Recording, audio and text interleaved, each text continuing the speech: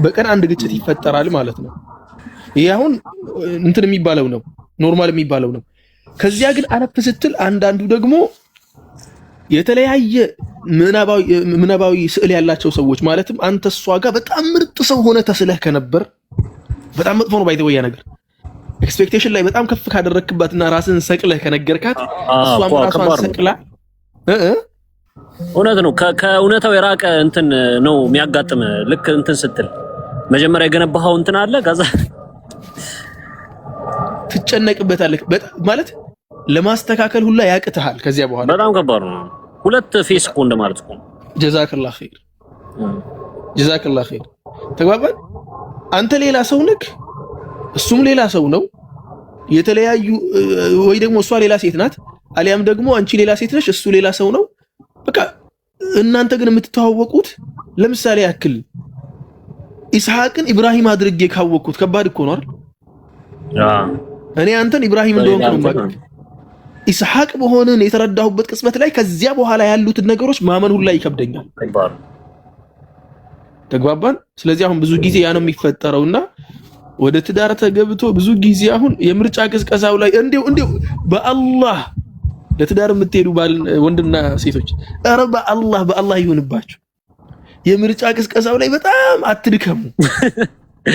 ወላሂ እኔ ብዙ ጊዜ የምለው ነው ማዚ ወላሂ ሜካፑን አታብዙት። ሰው አይሰማም። ሜካፑን አታብዙት። ሜካፕ ችግር የለውም ባይ ዘ ወይ ማለት ሜካፕ ችግር የለውም። ያሁን በመሃል ለሰላት ላይ ስንነሳ የምትለው ሜካፕ ተግባባ። አንዳንድ ጊዜ ለሰላት ላይ ስንነሳ ዱዓ አደርግላለሁ እሱ እንዳለው ሆኖ አይብዛ እንትን ይባላል። የሆነ አባባል አለ ባይተይ በአረብኛ የሆነ አባባል አለ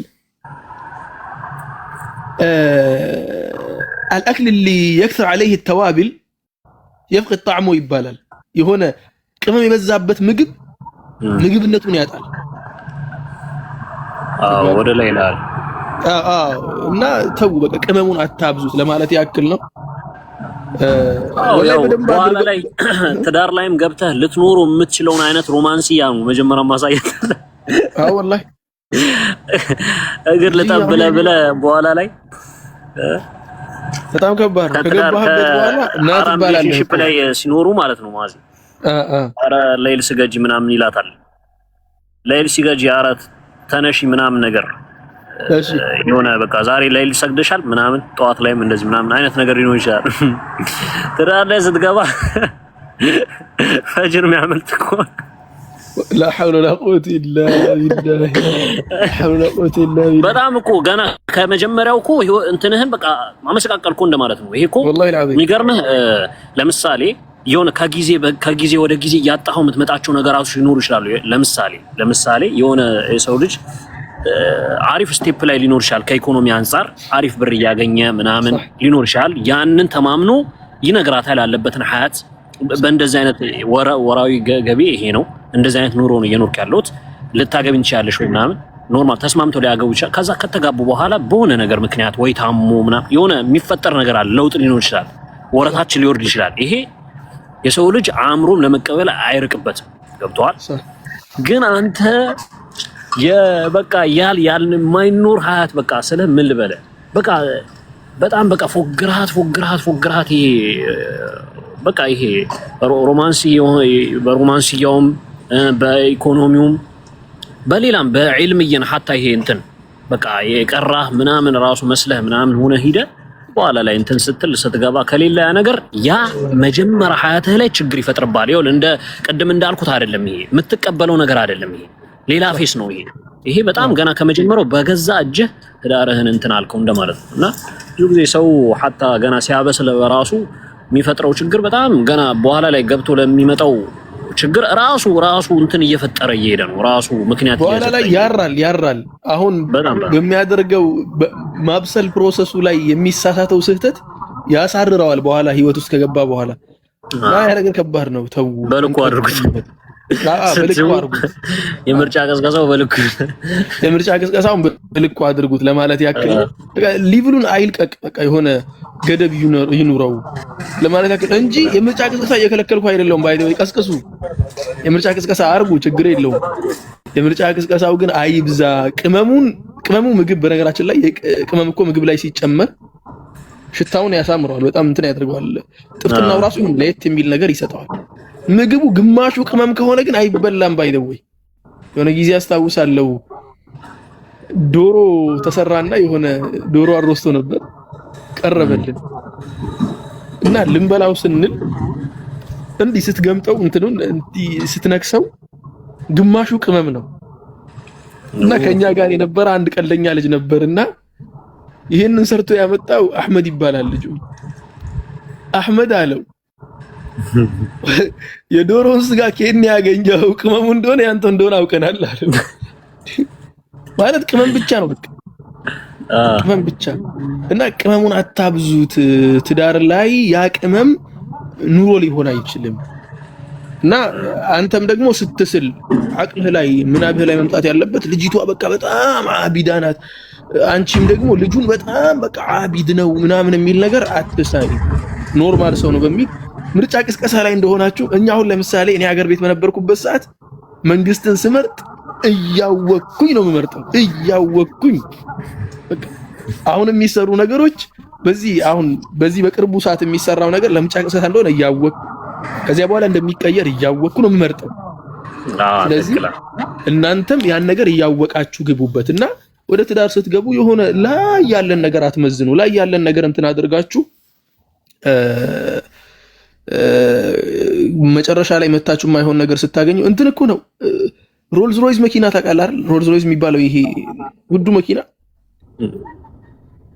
ሮልዝ ሮይዝ መኪና ጋር መጥቶ እቺ አሁን መኪና ናት ለምሳሌ ማለት ነው ከትዳር በፊት እቺ አሁን መኪና ናት ብሎ እየናቀ ልጅቷ ኤክስፔክት የምታደርገው በቃ ይሄ ሰውዬማ በዚህ መልኩ ሮልዝ ሮይዝ እንዲሚርቅ ከሆነ ካለማ በቃ ሌላ ነገር። ከዚያ በኋላ ወደ ትዳር ሲገባ ሰውየው ቪዝ እኮ አይደለም አህያ የለውም ሰውየው ምንም ነገር የለውም። እዚያኔ ከባድ ይሆናል፣ መቀበል ይከብዳል። ያ ነገር እንዳይፈጠር ምን መደረግ አለበት? የምርጫ ቅስቀሳውን ረገብ አድርጉት። በሸሪዓው አካሄድ የምንሄድ ከሆነ እኮ በጣም ቀላል እኮ ነው። በሸሪዓው እይታ የምትሄድ ከሆነ ነብያችን ሰለላሁ ዐለይሂ ወሰለም ሲናገሩ ኢዛ ጃአኩም መን ተርዶነ ዲነሁ ወኹሉቀሁ ነው። የኹሉቅን ነገር በደንብ አድርገው አስቀደሙ ነብዩ ሰለላሁ ዐለይሂ ወሰለም። ዲንን አመጡና ዲነሁ ወኹሉቀሁ ከዲን ጋር ያስተሳሰሩት ኹሉቅን ነው። እዚህ ጋር ለምንድን ነው የምትኖረው? ከሱ ሱና ሰላት ጋር አይደለም። ዋጅብ ሰላቱ ግዴታ ነው። ከሱ ሱና ሰላት ጋር አይደለም የምትኖሪው ከሱ አኽላቅ ጋር ነው። ዋጅብ ሰላቶች ይሄ ቀልድ የለበትም። አዲን ሲባል ራሱ ሙሉ ራሱን የቻለ ሙሉ ፓኬጅ ስለሆነ ከዲን ከዋጅባቶች አለፍ ስትል ግን ከሌሎች ሱናዎች ይልቅ አኽላቅ ኢዛ ጃአኩም መን ተርዶነ ዲነሁ ወኹሉቀሁ ወደ ሴቱ ስትመለስ ግን ሹፍ ከሴት የሚታየውን ነገር ነብዩ ሰለላሁ ዐለይሂ ወሰለም ነገሩ። تنكح المرأة لأربع لمالها ولجمالها ولحسبها ولدينها አሉና فاظفر بذات الدين الدين የሚለውን ደግሞ እዚያ ጋርም ጠቅሰውታል። إنما بعثت لأتمم مكارم الأخلاق الدين የሚባለው ከሶስት ነገር ነው የሚዋቀረው።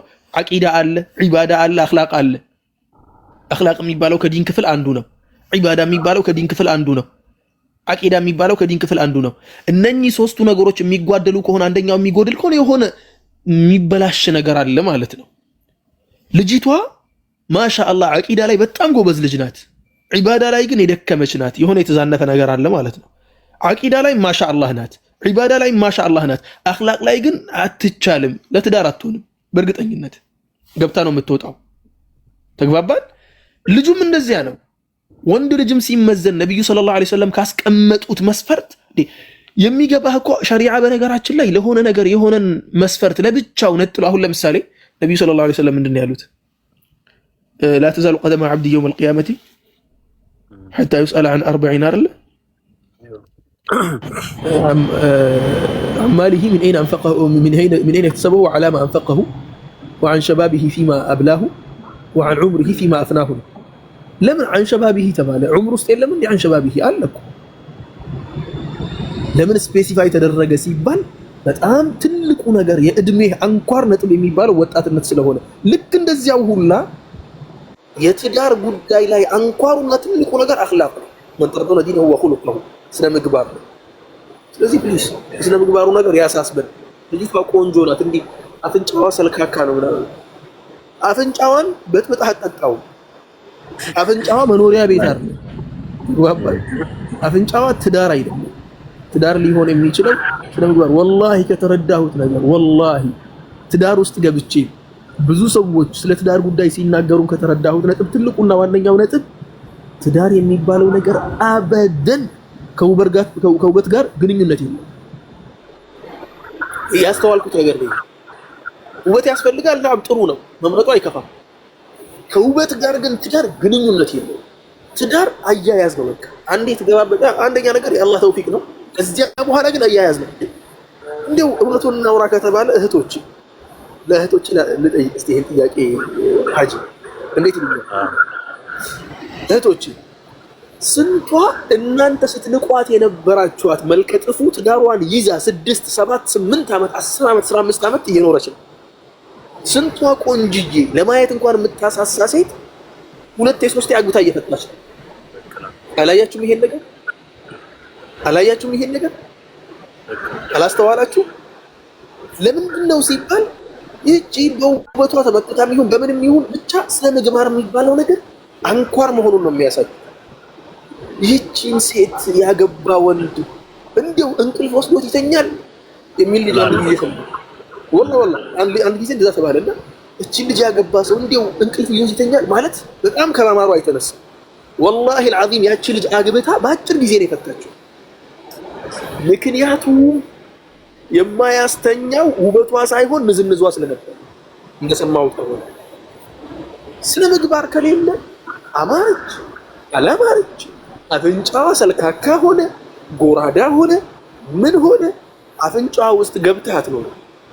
ተግባባ። አንተ የምትኖረው መሬት ላይ ነው፣ በስነ ምግባር ነው የምትኗኗሩት ለማለት ያክል አጂ ጨምሩበት እስቲ ይልቁባቸው ወላሂ ወራን እኔ አሁን ሙአዚ አንተ ብታወራ ምርባል ወላሂ ምሪ እኔ ብዙ ጊዜ እንዳልኩ መውዱዑን ወደዛ ስለሚወስዱት የተንደረደርኩ ብዙ ነገር አወራለሁ። ሳላስበው ነው ሁላ ማወራው ሐቂቃ ነው ማለት ጀስት በቃ ማቆን ዝም ብዬ አወራለሁ እንጂ ነገርኩ። አንድ ሰው የበለጠ ደግሞ ሲኖረው ደግሞ የበለጠ አንዳንዴ ተቀባይነቱ የሚጨምረው ሀታ ከሰው ተቀባይነቱ የሚጨምረው እየኖረ ያለውን ሰው ነው። ነጋዴ ሳልሆን ዝም ብዬ ሹፌር ሆኜ ስለ ንግድ ባወራ ምንድነው የሚለው ጀለሴ ነው የሚለ ገብቶሃል። ያልኖርክበትን ሀያት ሀታ ማህበረሰቡ ላይ እንኳን ሰው አይቀበልህም ነው ለሌላ የፈለኩት። አንተ እኮ ያወራው ትክክል ሊሆን ይችላል፣ ግን ሰው ለምሳሌ ካንተ የበለጠ የመቀበል አክሰፕት ይኖረዋል። ከኔ ለምሳሌ ከኔ ካንተ ይቀበላል። ለምን ያገባና ያላገባ እኔ እንደዚህ መውዱዑን እፈራዋለሁ። ሀታ ሳወራው ግን ደስ ይለኛል። ሐቂቃ ሳወራው ደስ ይለኛል። ብዙ ሰው ለምን ያው የሚጠቀመው ነገር ሊኖር ይችላል። ገብቷል። ብዙ ነገር ይጠቀማል። ከዛ አንፃር ነው እንጂ ለማውራት እፈራዋለሁ። እንደ ዒልም በለው ዒልም ሳይኖረኝ ዝም ብዬ ገብቼ እንደማልፈተፍተው እፈራዋለሁ ይሄን ነገር ማለት ነው። ግን የምታውቀውን ግን ይሄ በደንብ ጠለቅ ሳትል የምታውቀውን ዝም ብለህ ከላይ ከላይ ከማውራት አንፃር እና ብዙ ጊዜ ሰው ደግሞ ሲገባ ስለተኖረ ብቻ እኮ አይደለም ሐጂ ስለተኖረ ብቻ አይደለም። አንተ ጋር አሁን ጓደኞች መጥተው የሚነግሩ ሰዎች እኔ አሁን ትዳር ከማግባቴ በፊት ማለት ነው ብዙ ፖይንቶችን አውቅ ነበር ስለ ትዳር ጉዳይ ከማግባቴ በፊት። ግን የማልዋሽህ ነገር ከማግባቴ በፊት የማውቀው ነገርና አሁን ካገባው ከኖርኩ በኋላ ያየሁት ነገር በጣም ተለያየብኝ በተወሰነ ደረጃ። ሆነ ማለት ልዩነት አለ። ምን መሰለህ አሁን ለምሳሌ ከማግባቴ በፊት ሲነገረኝ አላምንም ነበር። አሁን ለምሳሌ ውበት ያን ያክል ቦታ የለው ምናምን ሲባል አላምንም ነበር ከማግባቴ በፊት። ትዳር መኖር ከጀመርኩ በኋላ ከባለቤቴ ጋር ያለን ግንኙነት ያለኝ ሰላም ጫዋታው ብሉ ስመለከት እንዲያው ይህች ልጅ ብታስጠላ ኖሮ ማታምር ብትሆን ኖሮ አልኖርም ወይ ከሷ ጋር የሚለው ነገር ይመጣብኛል። ወላሂ አስበዋለሁ። የሆነ ቀን ግጭት ከተፈጠረ ስንት ሀሳብ እንደሚመጣብኝ አውቀዋለሁ። ሰላምህን ነው የምታለው። ወጥቶ መግባት የለ ምን የለ። ስለዚህ ከተገባ በኋላ ወደ ትዳር ከገባ በኋላ አይነል የቂን የሚባለው እንትን አለ በቃ ታውቀዋለህ፣ እንዲህ ታየዋለህ ለፊትህ ማለት ነው። ስታየው ትኖረዋለህ። ስለዚህ አሁን ምን ልላችሁ ፈልጌ ነው፣ ውበትን መምረጥ ጥፋት አይኖረውም። ግን እርግጠኛ ሆኜ የምነግራችሁ ነገር እናንተን የሚያኗኑራችሁ የስነ ምግባሩ ጉዳይ፣ የዲን ጉዳይ ሲነሳ ቅድም አሁን የሆነ ጥያቄ እንትን ብሏል። ዲን እንዴት ነው ማለት ስነ ምግባር በጣም ያለው ሰው ሆኖ ዲን ከሌለው ምኑ ጋር ነው ታዲያ ስነ ምግባሩ ራሱ ዲን ከሌለው ማለት? ፈራኢዱን የማይሰግድ ነው። አንዳንድ ሰው ዲን ሲባል ለሊቱ ሙሉ መቆም አለበት ብሎ ነው የሚያስበው። ላ አይደለም። ነብዩ ሰለላሁ ዐለይሂ ወሰለም የሆነ ሰሃቢ መጥቶ ጠይቋቸው ነበር አይደል? እንዲያቸው በጥቁ ሲጠይቃቸው ቢያንተ አላህ መልእክተኛ፣ ሰውየው በጣም ጠንከር ያለ ሰው ነበር፣ ንግግር ነበር ይጠይቁትና እንትን ነው አንተ አላህ መልእክተኛ እኔ እንዲህ ባደርግ እንዲህ ይደረግልኛል ምናምን ጠየቃቸው። የጠየቀበት አጠያየቅ በጣም ሪጂድ ነበር፣ ጠንከር ያለ ነው። ግን የጠየቀው ፖይንት ምንድነው? ዋጅባቶቼን እንጂ ሱናም ባልሰራ ነው ያለው። ዋጅባቶቼን እንጂ ሱና ባልሰራ እንዴት ነው ብሎ ጠየቀ። ነብዩ ሰለላሁ ዐለይሂ ወሰለም ብለው ነው የመለሱት፣ ይህ ግለሰብ አፍለሐ ኢን ሰደቀኒ ያለ እንዲያው ባለው ልክ የሚሰራ ከሆነ ዋጅቡን ብቻ የሚወጣ ከሆነ አፍለሐ ነው ያለ። አፍለሐ ብሎ ማለት ነጃህ ወጣ አይደል? ዳነ ማለት ነው። ስለዚህ አሁን ከዲን አልኢስላም የሚታየው ዋነኛው ነገር የዋጅቡ ጉዳይ። ዋጅቡ ላይ እንዴት ነው አንድ ሰው በጣም በቃ ጎበዝ ነው፣ መልካም ሰው ነው፣ ሰደቃ ይሰጣል ምናምን፣ ሰላት አይሰግድም። ምኑ ጋር ነው ታዲያ መልካም ነው? ሰላት የማይሰግድ ዋጅባቶችን የማይወጣ ከሆነ ዲን የሚባል ነገር ራሱ ከናካቴው ይወጣል። ስለዚህ ሴቶች የእናንተን አማና የሚጠብቅን ሰው የምትፈልጉ ከሆነ من ترضون دينه وخلقه መስፈርታችሁ አድርጉ ነብዩ ባሉት መልኩ። ወንዶች ደግሞ ተግባባን። ወንዶች ደግሞ ተርፈር بذات الدين የሚለው መስፈርታችንን እናድርግ። በዚያ ልክ ከሄድን መሸዋወዱ ይተናል ለማለት ያክል ነው። ብዙ ጊዜ ማለት ነው ሙአዜ እኔ እንደውስጥ እኔ ጥያቄ የሚሆንብኝ ነገር ነው ብዙ ጊዜ ማለት ነው። እና ይጠይቁኛልም ያው ከዕልም አንፃር ብዙ ጊዜ እዚህ ነገር ላይ እንትን ስላልሆንኩኝ አልመልሰውም። ለምሳሌ አንድ ሰው አሁን ሐታ ያልከው ባልከው መርህ እንኳን ራሱ ቢሄድ من ترضون دينه وخلقه ለማየት የሴቷንም እንደዚሁ ዲኗን ለማየት ቢያንስ ትንሽዬ የሆነ መታየት አለ። መታየት በቃ የሆነ አንድ ሰው እኮ የምታውቀው من ترضون ሐታ ካንተ እኔ ሪዳ የሚኖረኝ ያንተን خلقና ዲን የምወደው የሆነ ነገር እኮ ስላንተ ሳቅ ነው። ያ መስመር በምን አይነት መልኩ ነው መሆን ያለበት? ያን ለማወቅ የሚደረገው እንትኖች አካካይዶች በምን አይነት መንገድ ነው ሊሆኑ የሚገባው? አሁን ያውኑ ሰው አይላ አገባት ስለሆነ ችግር የለውም እኮ ብሎ ብዙ አይነት የሚራመዳቸው ነገራቶች ስላሉ ጭምር ነው አሁን እንትን ማለት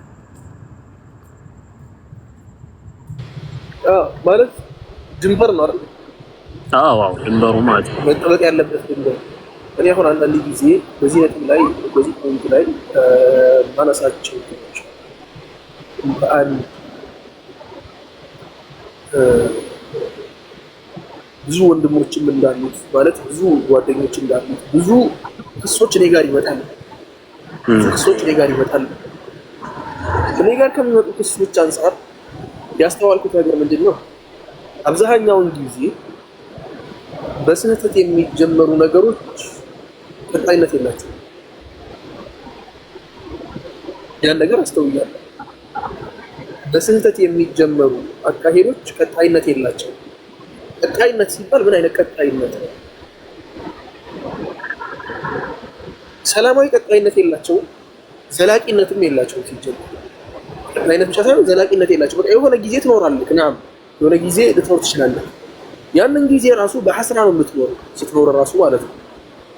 ከዚያ በኋላ ደግሞ ያ ነገር ካለቀ በኋላ ደግሞ የሚቆጭ ነገር አለ፣ ከፈጣሪ ጋር መጣላቱ አለ፣ የራስን ህይወት ደግሞ ሌላ መስመር ማስያዝ አለ። ወላሂ ብዙ ጊዜ እኔ ጋር ተመጥተው የሚጠየቁ ጥያቄዎችን ቶሎ ብዬ ነው ተከትዬ የምጠይቀው። ባሎቻቸው አብዛኛው ባሎቻቸው የማይሆን ነገር ያደረጓቸውን ሴቶች የንቀት ጥግ ያለፉባቸውን ሴቶች ስጠይቃቸው ንቀት ነው ያልኩት። ከንቀት ጉዳይ ጋር ተያይዞ ያለው ነገር የጠየቅናቸው ሴቶች ጥያቄ ለመጠየቅ መጥተው ማለት ነው። ለምን ማለት መጀመሪያ ትዳርሽ እንዴት ነበር? አሁን መጥተሽ ስለ ፍቺ ጉዳይ ስትጠይቂ እንዲህ ባሌ አልፈታ ብሎኛል ምናምን ስትይ ይህ ሁላ ንቀት ያደረበትን ብዬ ውስጥ ያስቀምጥና መጀመሪያ እንዴት ነበር የተገናኛችሁት? ኡስታዝ መጀመሪያ እንኳን ተዋደን ተፋቅረን አላህ ይቅር ይበለን ተሳስተን ነበር። ብዙ ጊዜ ያ ነገር ነው የሚያጋጥመው። በመጋባት ስላሰብን ተሳስተን ነበር የሚል ነገር ያጋጥመው። እንዴው እኔ እንኳን አልፈለኩም ነበር። ስቴፖች አሉት አይደል? ሁሉም ነገር አንዱ ልጅ እኮ ነው እከሌ ሚስቴን ጀንጅኖብኛል አለ። ታውቃለህ መጥቶ እኔ ጋር ሲናገር ማለት ነው። ይቅርታ አድርግልኛል። ይሄ ግላዊ ጉዳይ ነው አይመለከተኝም። ግን እንዲህ ያለን ከባድ መስአላ ስታነሳና ስትነግረኝ እሷስ ምን ስታደርግ ነበር አልኩት። ሙሉ በሙሉ እሷ በጣም ሲሪየስ ሆና በዚህ ነገር ላይ በር ሳትከፍት ራሱ መጥቶ በራሱ ዘሎ ጅንጀና የማይሆን ነጥብ ውስጥ ይገባል አይደለም። የሆነ የተከፈተ በር አለ ማለት ነው። ስለዚህ አሁን ምን ልላችሁ ፈልጌ ነው ለራሳችሁ ስትሉ አሁን ብዙ ጊዜ መጥተው የሚጠይቁኝ ነገር አለ። ኡስታዝ የሆነ ጥያቄ አለ። የሆነ ልጅ በጣም ይወደኛል፣ በጣም ያፈቅረኛል ልጁ። እሺ አባቴ ጋር እንዲያገባኝ ወስጄው አባቴ ጋር አስተዋውቄው አባቴ አይሆንልሽም ብሎ ከለከለኝ። ለምን ብዬ ስጠይቀው አይ እንትን አይደለም ልጁ ዘርሽ አይደለም ወይ ደግሞ ብር የለው ምናምን በሚል ከለከለኝ ትለኛለች መጣ። ብዙ ጊዜ እነኚህ መስአላዎች አሁን ሲነሱ እነኚህ እህቶች ናቸው ይሄንን ልጅ ካገቡ በኋላ የሆነ ችግር ሲፈጠር መጥተው የዚያኔ አባቴ እንዲህ ብሎ በቃዲ ነበር የተጋባ ነው ኒካሁ ይቻላል አይቻልም ውድቅ እንዲደረግላቸው እኮ ነው ከመነሻው። እኔ ግን ሁሌ መልሴ አንድ ነው። አባትሽ እንዳታገቢው የሚከለክልሽ ወንድ ከሆነ አባትሽ እንዳታገቢው የሚከለክልሽ ወንድ ከሆነ አታግቢ። ወንድማዊ ምክር ነው። ምክንያቱም ወንድ ልጅ ቤተሰብ ትዳር ውስጥ ከሌለ ቤተሰብ ያን ነገር ኢስናድ ካላደረገና ከጀርባ ሆኖ የሚቆጣጠር ወንድ ልጅ ከሌለ እንደፈለገ ነው የሚፈነጨውሽ። ለሱ በር አትክፈችለት። ዛሬ እሱም ብለሽ ሄደሽ ደግሞ ነገ አባቴን እናቴን ብትይ ማንም አይሰማሽም፣ አባትሽም አይሰማሽም። ሌላው ቀርቶ ልጁ ደግሞ የሆነ ግምት አእምሮ ውስጥ ይኖራል በእርግጠኝነት። ይሄንን ምዬ ነው የምነግራቸው። ለኔ ብላ እናት አባቷን የወለዳት ያሳደጋትን አባቷን ጥላ ለኔ ለባዳ ብላ የመጣች ሴት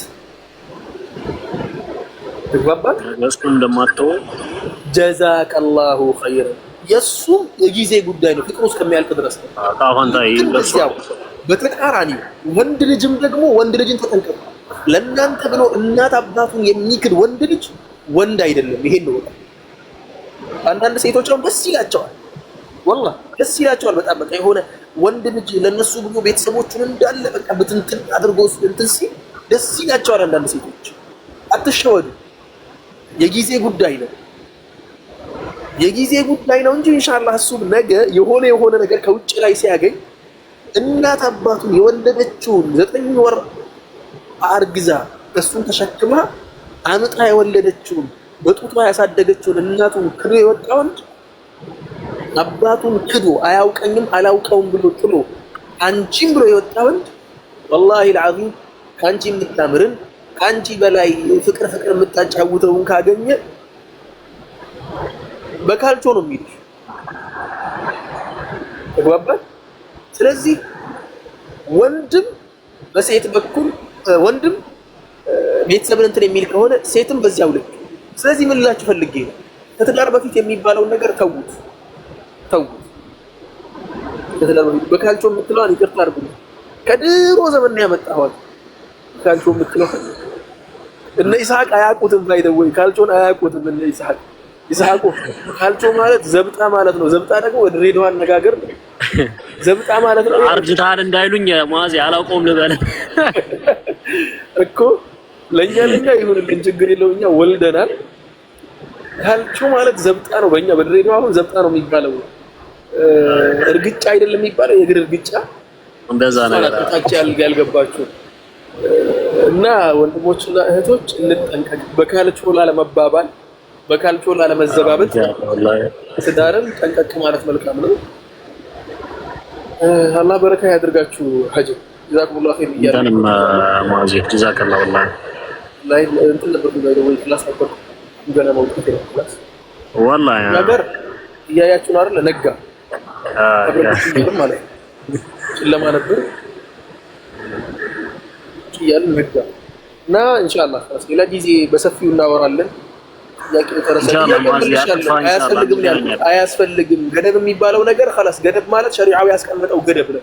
ገደብ ማለት ወንድ ልጅ ሴት ልጅ ማጣራት የሚፈልግ ከሆነ እህቱን ልኮ ያጣራ እንታለም ማየት ከፈለገ ግን ሹፈ ሸርዒያ ወይ ደግሞ አሩየ ሸርዒያ የሚባለውን ደግሞ እሷን ጠርቶ ቤተሰቧ ጋር ቤተሰቧ ያው አጠገቡ መቀመጥ አለባቸው አይደል? መቼም አንዳንድ ቤተሰብ መሀላቸው ተቀምጦ እንትን ማለት ይፈልጋል። ራቅ ብለው ይቀመጥ የማይሆን ነገር መሀላቸው እንዳይከሰት እነሱ ደግሞ ቁጭ ብለው እንትን ይበሉ ማለት ነው። ችግር ያለው ነገር አይደለም። ቤተሰብ ባለበት ማውራት ይችላል። ተግባባን። በዚያ መልኩ አይቷት ማለት ይችላል። ከዚያ ውጭ ግን በሶሻል ሚዲያ ከሆነስ ከባዱ ይሄ ነው የሚተያዩት። በሶሻል ሚዲያ ከሆነስ ኤክስፒሪየንሱ ስላለን ይሄኛው ጠይቁ። ምክንያቱም እኔ ያገባሁት በርቀት ነው። የርቀት ትዳር ነበር። አልሐምዱሊላህ መሬት ላይ ወረደ እንጂ የርቀት ትዳር ነበር። የሶሻል ሚዲያው እንደነገርኳችሁ መቼስ የፊልተር ነገርና የኤአይ ነገር አሁን ላይ እዚህ ግባ የሚባል እንትን የለውም ማለት ወዴት እንደምትወስዱ አታውቅም። ትልቅ ሰው በጣም ትልቅ ሰው የ64 ዓመት ሰውዬ ፎቶሾፕ ፎቶን ተጫውቶበት 18 ዓመቴ ነው ብሎ የዛሬ 9 ዓመት ነው 10 ዓመት ከሆነች ልጅ ጋር ያወራ ነበርና መጨረሻ ላይ ተደረሰበት። 60 ምናምን ዓመት ብያችኋል። 18 ዓመት ወጣት ነኝ ተግባባ። ስለዚህ የሶሻል ሚዲያ በርቀት ማግባቱ አንደኛ ይቅር ባይ ነኝ ስላችሁ ይቅርታ ያደርጋለሁ ለማለት አይደለም። ቢቀር ይሻላል ባይ ነኝ። ከርቀት የምታገቡት ትዳር ከዚህ በፊትም ብያችሁ ነበር፣ ቢቀራችሁ ይሻላል። በጣም ዋጋ ስለሚያስከፍል ቢቀራችሁ ይሻላል። ግን አይቅርብኝ የግድ ገብቼ መቃጠል እፈልጋለሁ የምትሉ ከሆነ ግን ችግር የለውም። ለመቃጠሉ መጠበቅ ያለበት ድንበር ምንድነው? ከእሷ ጋር ስትተዋወቅ ቤተሰብ በሚያውቀው መልኩ መሆን አለበት። ከዚያ በኋላ ደግሞ በዛ ከተባለ ማየት የሚቻለው ፊት ብቻ ነው። ሹፈ ሸርዒያ ፊት ብቻ ነው ማየት የሚቻለው። እሱንም ደግሞ ስርዓት ባለው መልኩ ነው ማየት የሚቻለው። ስርዓት ባለው መልኩ ማለት ምን ማለት ነው? ነገሮችን ቦታ አስይዛችሁ ያው ሹፈ ሸርዒያ እንደሚደረገው ማለት ነው።